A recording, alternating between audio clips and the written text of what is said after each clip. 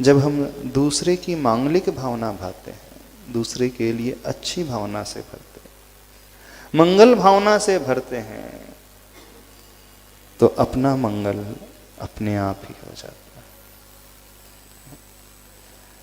जब हम दूसरे के लिए सुख की कामना से भरते हैं तो हमारा दुख अपने आप दूर हो जाता है। अब आप कहोगे ये कैसे संभव है? कर्म सिद्धांत बताते हैं। जब जब हम अच्छा सोचते हैं किसी के लिए, अपाय विचय धर्म ध्यान की भावना से भरते हैं। अपाय विचय धर्म ध्यान का अर्थ होता है, हे प्रभु सामने वाले के अपाय दुख, अपाय का अर्थ होता है कष्ट, दुख दूर हो दूर हो। यदि तत्वार सूत्र आप लोगों ने पढ़ा हो, 6वां अध्याय आचार्य भगवान उमा स्वामी महाराज जी का, जब जब हम अनुकंपा की भावना से भरते हैं जीवों के प्रति, जब जब हम दान की भावना से भरते हैं, जब जब हम क्षमा की भावना से भरते हैं, देखना जब जब हम किसी के भले की भावना से भरते हैं, तो कर्म सिद्धांत ये कहता है हमारी आत्मा उसी समय से साता वेदनी कर्म का आश्रय प्रारंभ कर देती है। क्योंकि जीवन में दुख अथवा जीवन में सुख की प्राप्ति हमारे कर्म के उदय से होती है। सुख हमें मिलता है साता वेदनी के उदय से और दुख की प्राप्ति होती है असाता वेदनी कर्म के उदय से। तो जैसे ही हम अच्छा सोचने लगते हैं तो उसी समय से हम पुण्य प्रकृति को अपने भीतर आश्रवित करना शुरू कर देते हैं, बुलाना प्रारंभ कर देते हैं। अच्छे कर्म, शुभ कर्म, साता वेदनी कर्म आत्मा प्रारंभ हो जाते हैं। एक लाभ तात्कालिक होता है। दूसरा फैक्टर, अब देखना, जो हमारे अतीत के अशुभ कर्म बंधे हुए थे, पाप कर्म बंधे थे, ये नियम है। एक संक्रमण होता है, अधा प्रवृत्त संक्रमण, यानी जिस समय जो व्यक्ति जिस भावना से भरा हुआ होता है उस समय उसके पुराने कर्म उस रूप में कुछ परसेंटेज में कन्वर्ट होते हैं। जब हम पुण्य की भावना से भरते हैं, अच्छी भावना से भरते हैं, तो हमारा पाप कर्म कुछ परसेंटेज में पुण्य में बदल जाता है, यानी वह अधा प्रवृत्त संक्रमण हो जाता है। क्या हो रहा है समझ रहे? प्रक्रिया क्या क्या घटती है। वर्तमान में जो हम बांधते हैं पुण्य कर्म बांधते हैं, अतीत में जो हमारा पाप कर्म था वो पुण्य में बदलता है। तीसरा जो काम होता है, अतीत में यदि जो पुण्य कर्म था उसकी इंटेंसिटी बढ़ने लगती है, उसका पावर जो है, उसका अनुभाग जो है बढ़ने लगता है। समझ रहे हो क्या क्या लाभ होता है। और चौथा लाभ, वर्तमान में जब अच्छी भावना से भरते हैं तो हमारा शारीरिक जो स्वास्थ्य है वह भी अच्छा होने लगता है। आप किसी के बारे में अच्छा सोचो, मेडिकल साइंस ने प्रूव किया है, उसी समय हमारी WBC काउंटिंग बढ़ने लगेगी।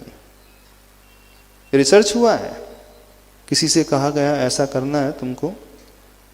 दुनिया में जितने भी दुखी हैं, दुखी सारे को छोड़ दो, ऐसे 4 लोगों को के बारे में चिंतन करो जिसको आप बहुत हेल्प कर सकते हो, ऊंचा उठा सकते हैं। सिर्फ आधा घंटा ये भावना भाना है कि मैं उसके लिए मदद करूंगा, उसके बारे में अच्छा सोचूंगा, उसकी सेवा करूंगा, हे प्रभु उसका अच्छा हो जाए, अच्छा हो जाए।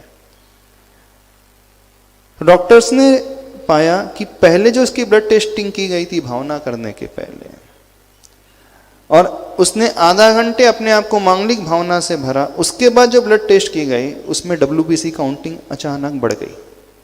देखना। और दूसरों ग्रुप बनाया गया, उनसे कहा गया आपको कुछ नहीं करना है, अपने कट्टर दुश्मन के बारे में खूब सोचो, जितना बुरा कर सकते हो खूब उसका बुरा कर लो, मन से कर लो, मार सकते हो मार दो, उसका लॉस कर सकते हो लॉस कर दो, उसे गिरा सकते हो गिरा दो, उसका जितना अशुभ चिंतन कर सकते हो चिंतन करो।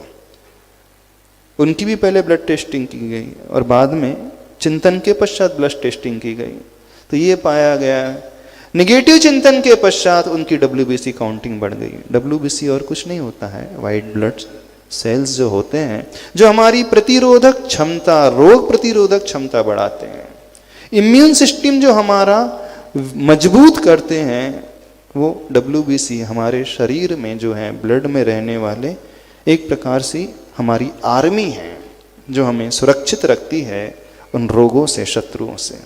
तो जब जब ऐसे रिसर्च किया गया डॉक्टर्स की टीम ने, उन्होंने पाया जब व्यक्ति किसी का अमंगल सोचता है, बुरा सोचता है, तो नियम से उसका जो शरीर है ऐसे चेंजेस कुछ दिखाता है कि उसका इम्यून सिस्टम वीक हो जाता है। तो समझ में आ रहा है? तो कितने सारे बेनिफिट हो गए। हमारा इम्यून सिस्टम बढ़ जाता है, हम पुण्य कर्म का आश्रय करने लगते हैं, पुराना पाप कर्म पुण्य में बदलने लगता है, और जो पुराना पुण्य था वो पावरफुल होने लगता है, यानी उसका अनुभाग जो है, उसकी पोटेंसी जो है, इंटेंसिटी जो है बढ़ने लगती है। यानी 4 तरह से बेनिफिट हो जाता है, ये फैक्ट है। अब सामने वाले का भला होना नहीं होना है उसके पुण्य पर आधारित है, लेकिन जब हम अच्छा सोच ले हैं तो हमारा तो भला अपने आप ही हो जाता है। समझ रहे हो कि नहीं? फ्री फोकट में आचार्य भगवान हमें रास्ता बता रहे हैं, लेकिन संसारी व्यक्ति इतना कंजूस है,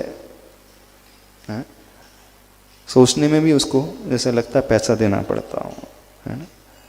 24 घंटे में आप बताना कितने घंटे आप अच्छा सोचते हैं और कितने घंटे आप बुरा सोचते हैं, कितने घंटे आप दूसरों के कल्याण का सोचते हैं और कितने घंटे आप उसका अशुभ चिंतन करते हैं। अधिकांश वक्त जो है व्यक्ति अशुभ चिंतन में बिताता है, उस निगेटिविटी के चिंतन में बिताता है, और उसका परिणाम ये है कि भविष्य में तो वो उसको भोगेगा ही, वर्तमान में भी उसके दुष्फल को भोगता है, कर्म के अनुसार भी भोगता है।